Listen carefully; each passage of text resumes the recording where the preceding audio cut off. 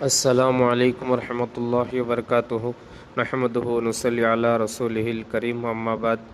ان اللہ علی کل شیء قدیر۔ محترم سامعین،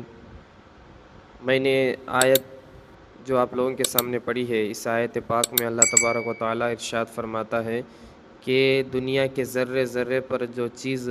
اللہ تعالیٰ نے بنائی ہے، ہر چیز پر قدرت رکھتا ہے اللہ تعالیٰ۔ دنیا کی جو چیزیں ساری مخلوقات پر بھی اللہ تعالیٰ نے اپنا قبضہ جمائی ہوئی ہے، ساری چیز پر اپنا علم محیط رکھا ہے۔ تو الغرض میں آپ لوگوں کو یہ بتانا چاہتا ہوں کہ بہت سارے لوگ، تقریباً ساری امت میں بہت سارے مسلمان بھائی اور ہمارے غیر مسلم بھائی اس مسئلے پر بندھے ہوئے ہیں اور پریشان نظر آ رہے ہیں کہ کئی طرح طرح کی بیماریوں میں مبتلا ہے، اور خاص کر کے جو ہے کاروباری اعتبار سے، بزنس کے اعتبار سے، جاب کے اعتبار سے بہت گھیرے ہوئے ہیں، پریشان نظر آ رہے ہیں۔ میں اس مسئلے کے بارے میں آپ لوگوں سے یہ ایک بات عرض کرنا چاہتا ہوں کہ ایسے لوگ جو کاروبار میں پریشان ہیں، ان لوگوں سے یہ گزارش ہے کہ جب بھی آپ کاروبار میں ہاتھ رکھیں، کاروبار کے لیے، بزنس کے لیے جائیں، تو چند باتوں کا خیال رکھیں۔ ان باتوں کا آپ خیال رکھیں گے تو اللہ کی ذات سے امید ہے آپ جو ہے اپنے حلال کمائی میں آگے بڑھتے ہی جائیں گے، اور اللہ تعالیٰ آپ کی ہر طرف سے رہنمائی اور مدد کرتا جائے گا۔ کہ سب سے پہلی بات جو ہے، آپ اپنا پیسہ جو بزنس میں لگائیں گے، جاب کے لیے، کاروبار کے لیے لگائیں گے، اپنا پیسہ جو ہے سود بڈی والا، انٹرسٹ والا نہ لے، اور پارٹنرشپ والا نہ لے۔ ٹھیک ہے، پارٹنرشپ چیزیں کر سکتے ہیں، لیکن اس میں مسئلہ یہ ہوتا ہے کہ آپس میں دونوں لوگوں کی نیتیں بدلتی ہیں، اور اللہ تعالیٰ اس کی وجہ سے جو ہے برکت اٹھا لیتا ہے۔ سود انٹرسٹ کا جو ہے اللہ تعالیٰ نے سخت اعلان کیا ہے کہ فَأْذَنُوا بِحَرْبٍ مِّنَ اللَّهِ وَرَسُولِهِ۔ جو سود کا بیپار کرتے ہیں، سود کا لین دین کرتے ہیں، ایسے لوگوں سے جو ہے میں اور میرا رسول جنگ کے لیے تیار ہے۔ تو اس کے لیے جو ہے آپ لوگوں سے گزارش ہے، ان دو چیزوں کا خاص کر کے خیال رکھیں۔ اور تیسری بات جو ہے، جب بھی آپ کاروبار کریں گے تو اپنے فائدے اور نقصان کا جو ہے لوگوں کے سامنے ذکر نہ کریں۔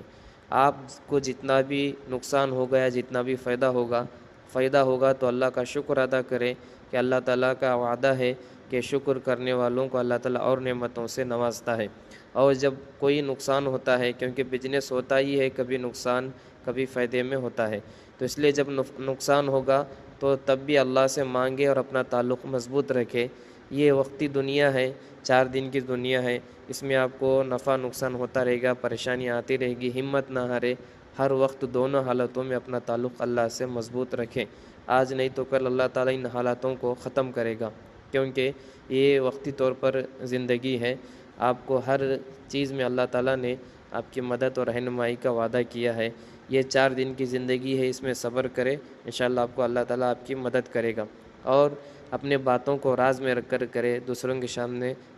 شیئر نہ کرے کہ آپ کو کتنا فائدہ ہوگا، کتنا نقصان ہوگا، اس کو دوسروں کے سامنے نہ بتائے، کیونکہ اس سے یہ ہوتا ہے کہ سامنے والے کی نظر بد لگ جاتی ہے، اور دیکھنے والا جب آپ کو ماشاءاللہ، بارک اللہ، سبحان اللہ کہے گا تو آپ اپنے کاروبار میں نظر بد سے بچ سکتے ہیں۔ اگر یہ نہیں کرے گا، یہ نہیں بولے گا سامنے والا، تو آپ کو اس کی نظر بد لگ سکتی ہے۔ اس لیے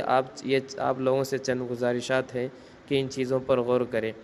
کہ دیکھیے ہم بھی اللہ کے محتاج ہیں، ہم آپ کو سیدھا اور غلط راستہ بتا سکتے ہیں، بس اتنا ہی کر سکتے ہیں، ورنہ آپ کو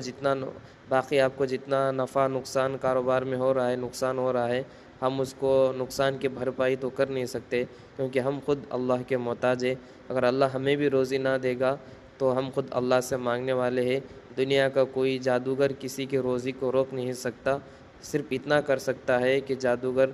جو ہے آپ کو پیسہ آنے کے بعد صرف آپ کے دماغ کو کنٹرول کرتا ہے کہ پیسہ کہاں پر خرچ کرنا ہے، کہاں پر لگانا ہے، صرف اتنا کر سکتا۔ آپ کو آپ کی روزی آپ کے موت سے پہلے اتنا مل کر ہی رہے گی، جتنا آپ کو کھا کر مرنا ہے اتنا کھا کر ہی مریں گے۔ آپ جو ہے ان باتوں کا خیال رکھیں۔ اور آخری میں آپ لوگوں سے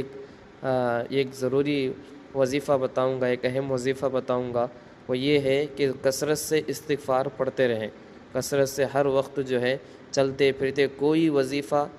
کسی وظیفے کا میں انکار نہیں کر رہا ہوں، لیکن اللہ تبارک و تعالیٰ نے قرآن پاک کی آیتوں میں، ہر حدیثوں میں اللہ کے رسول نے جتنا استغفار کی فضیلت بتائی ہے، کسی وظیفے کی اتنی فضیلت نہیں بتائی گئی ہے۔ اس لیے جو ہے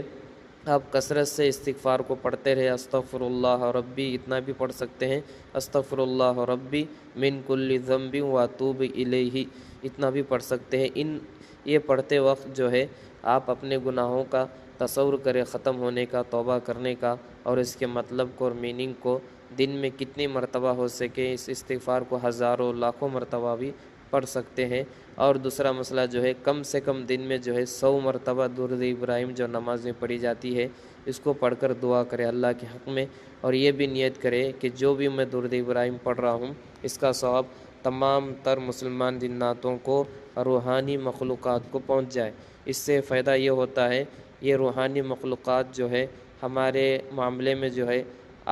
آپ کی مدد کرتی ہے، ہمارے معاملے میں یہ لوگ مخلوقات آ کر ہماری رہنمائی کرتی ہے، مدد کرتی ہے۔ اس لیے جو ہے درود ابراہیم کی کثرت کرنے کے بعد درود ابراہیم کا ہدیہ تمام تر روحانی مخلوق کو، مسلمان جناتوں کو، اور تمام تر جو ہے قطب ابدال اور حضرت خضر علیہ السلام کو ان چیزوں کا ثواب پہنچائے۔ صرف نیت یہ کرنا ہے کہ جو بھی میں درود ابراہیم پڑھ رہا ہوں یا پڑھ رہی ہوں اس کا ثواب تمام تر مسلمان مخلوقات جو جنات ہے یا فرشتے ہیں یا قطب و ابدال ہے یا اس میں سے خضر علیہ السلام بھی ہے، اس کا ثواب ان لوگوں کو پہنچ جائے۔ جب یہ آپ اپنا معمول کرتے رہیں گے تو اللہ تعالیٰ آپ کو ہر قدم قدم پر اس کی جو ہے